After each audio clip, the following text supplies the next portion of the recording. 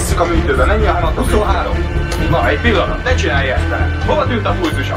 Kérem a pontos időt, mert hoztál te a szél. Na jó, húzzuk bele.